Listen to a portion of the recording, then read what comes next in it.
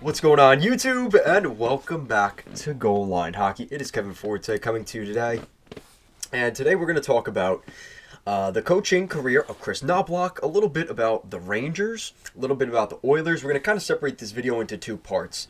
The first part going to be more focused on Kris Knoblauch's coaching history, right? Came up the ranks through juniors, eventually into the minor leagues, and then eventually getting his NHL job. And during that time, excuse me. During that time, there were two teams in particular that we are going to discuss today. He also was an assistant with the Flyers, so technically three, but there's not much there. So, his history starts off in the juniors. So, he started off as a coach in the Western Hockey League. Now, first of all, he was in the NHL. Well, not the NHL. He was drafted by the Islanders in 1997. Never played in the NHL. Excuse me, guys. He never made it to the NHL, but he was drafted. He started his coaching career once he retired from minor league hockey in 2006, where he became an assistant with the Prince Albert Raiders. Coached in the WHL for a couple of seasons. Then he became a head coach in the OHL, where he spent 5 seasons with the Erie Otters of the OHL. Now, obviously, there's a connection there because you've got Connor McDavid, who was a part of the Erie Otters during some of that time that Kris Knoblauch was there. So definitely a connection there, and that's definitely not a coincidence. Don't think it is for a second. He moves up to the NHL as an assistant for 2 seasons in Philly. Then after his time in Philly, he spent 5 seasons in Hartford with the Hartford Wolfpack. This is where the story kind of starts. So Kris Knoblauch has a couple really good seasons in Hartford. And now it comes to last summer, where the Rangers let go of Gerard Gallant. And the expectation is that they're going to bring in a new coach. And someone that was definitely a candidate at some point was the Rangers head coach in Hartford, which is Kris Knoblauch. And the perception around Kris Knoblauch was he doesn't have a ton of experience at the NHL level, right? He's, 2 seasons in Philadelphia as an assistant, that's it. Would he be able to lead a veteran-led Rangers team to a Stanley Cup? And the assumption was that that wasn't the case. And they end up going to Peter Laviolette. Got fired from Washington earlier in the year, right? In Washington, in the summer, in the spring. And they decided to go down the road of Peter Laviolette. So Kris Knoblauch stays with Hartford. He didn't leave right away.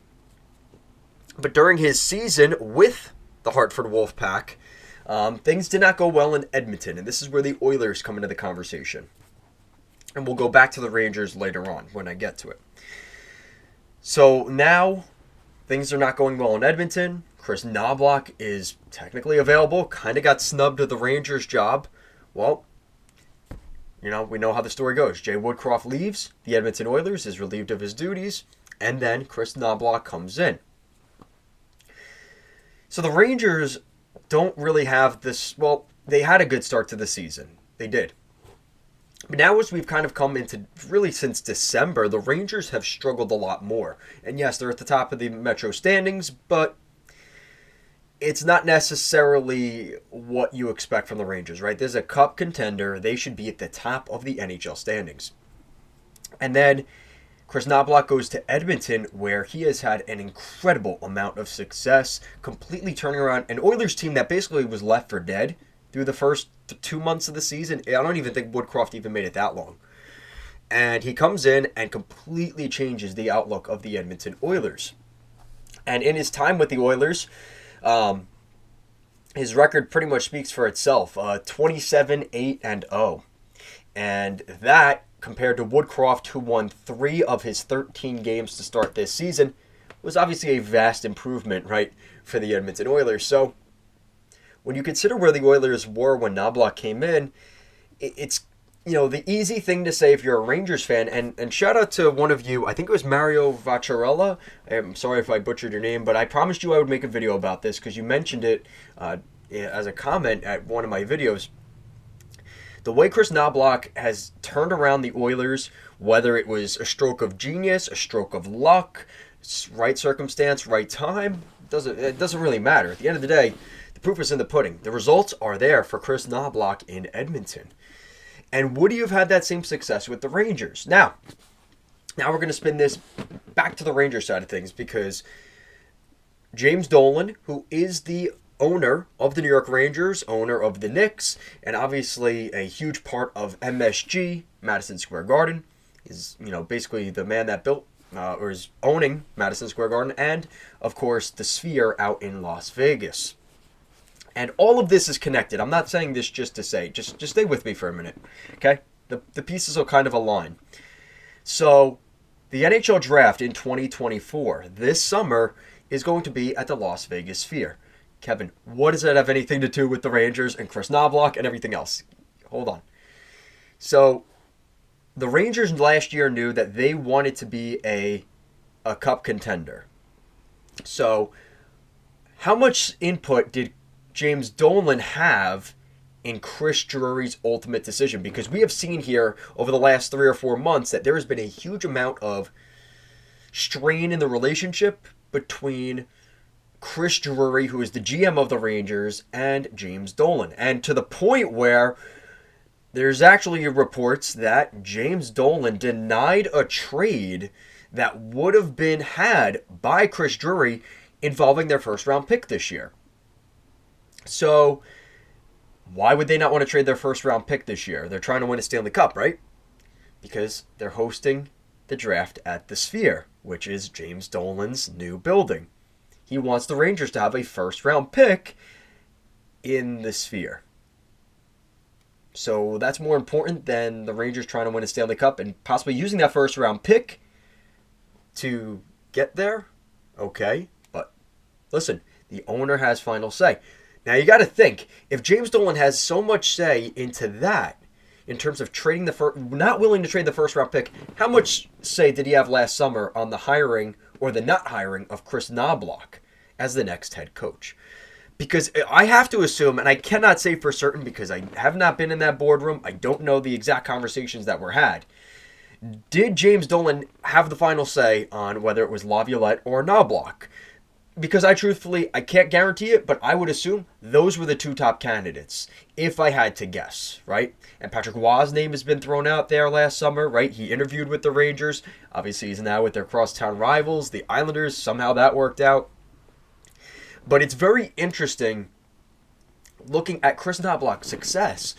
Could that also be on the back of maybe the direction made by James Dolan having too much power over the Rangers? And is James Dolan running the show for the Rangers more than Chris Drury? And I think that answer is pretty obvious. And that's quite concerning if I'm a Rangers fan, because now, not only are you not trading your first round pick this year because of James Dolan, you also might have let go of a really good head coach in Chris Knobloch because he didn't have enough NHL experience. Well, you know what? Listen, Peter Laviolette, tons of respect for the guy. He's been in the game for a long time. He doesn't really have a ton of success to go along with that. And it's not necessarily his fault entirely, right? He had some good runs in Nashville. He had some good runs in Philadelphia. He had some good runs with the Capitals, but to varying success levels. And that's why I think it's very interesting that, these guys, we always talk about coaches that get recycled, right? If you get one NHL job, you should be able to get at least 2 or 3 at some point in your career, whether as another head coach or an assistant, right? You get coaching opportunities because you're in the coaching carousel. Same thing with goalies. You get the story, right? One guy could be in 5 different locations by the end of his career, just getting cycled around because of his name. And I think that was the case here with Peter Laviolette. And like I said, the Rangers are still doing well. Not saying that this is necessarily... that's why I'm bringing up the question, did the Rangers miss on letting go of Chris Knobloch? Because in a sense, I think they did. But in a sense... it's one of those things, right? It's like woulda, shoulda, coulda, right? Like, it's always easier after the fact to say that, well, they should have done that, right? Because looking at it in hindsight, it's easy to say that. But in the moment at that time period, it's harder to decide whether that was the right move or not. And, you know, I'm not really so worried about whether it was the right choice or not. I'm more worried about who had the final say on the Rangers making that decision. Because if it was truthfully Chris Drury that made that decision, then I'd be okay with that. But if James Dolan had any level of influence and maybe the final decision on taking Laviolette over Knoblauch, that's where I would have the most concern if I'm a Rangers fan, and maybe the sirens going off and not the goal horn after it, unfortunately. It's one of those things that, you know, this happens to plenty of teams. We've seen this forever, right? Most recently, the Ottawa Senators with Eugene Melnyk, right? Bless his soul, you know, he is no longer with us, so I won't speak ill on the guy.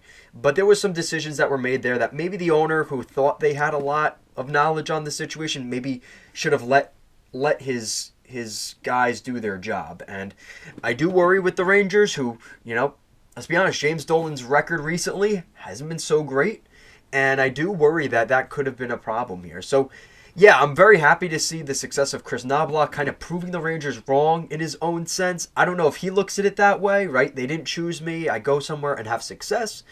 Or is it just because he's got McDavid and Draisaitl there that he was able to make it work? I don't know. It could be a combination of everything, right? You don't really know. But I'm happy to see the success of Knoblauch in Edmonton. You know what? The Rangers are doing well right now with Laviolette. I think the Rangers fans are a little bit too, you know, if they're not first in the standings, they're not doing well. But it's one of those things that, you know, it's kind of, I like playing that game of what could have been, right? Because if Chris Knoblauch is the head coach there, well then, where would Laviolette have gone? And right when the Oilers fired Jay Woodcroft, who would they have taken if Chris Knoblauch was the head coach of the Rangers?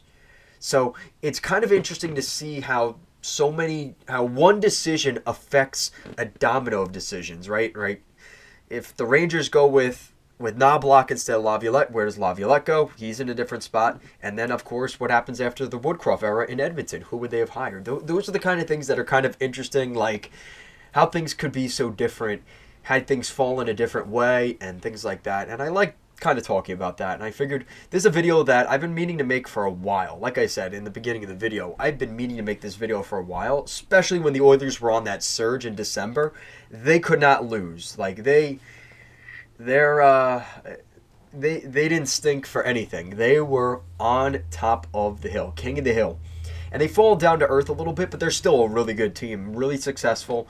And by the end of this season, I wonder what we'll be saying about this conversation about Knoblauch is kind of who won the deal, right? You know, if the Rangers go on and go to the Stanley Cup final or win the cup, that's a scary thought as an Islander fan, but, you know, they're probably feeling pretty good about Laviolette, and vice versa for the Oilers with Chris Knoblauch, right? You know, if the Oilers miss the playoffs this year, is there security for Chris Knoblauch because he had enough time to turn it around? Are they going to look at the team and reevaluate the team as the problem?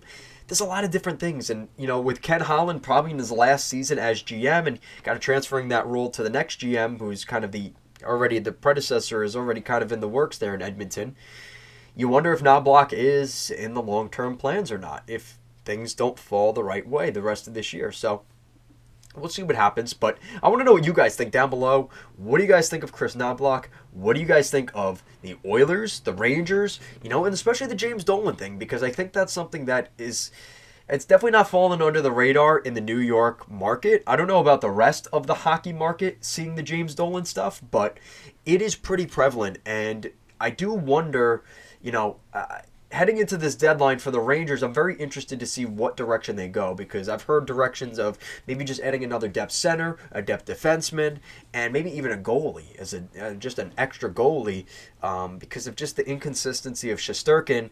You know, it is kind of one of those things where maybe just some depth there would be good for them.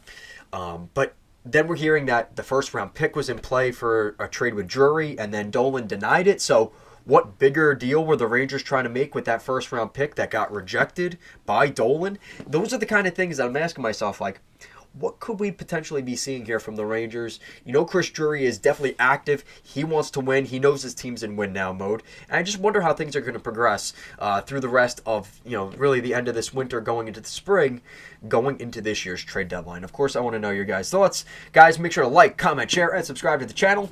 Thank you so much for watching, and I'll see you guys again next time. Peace out, guys.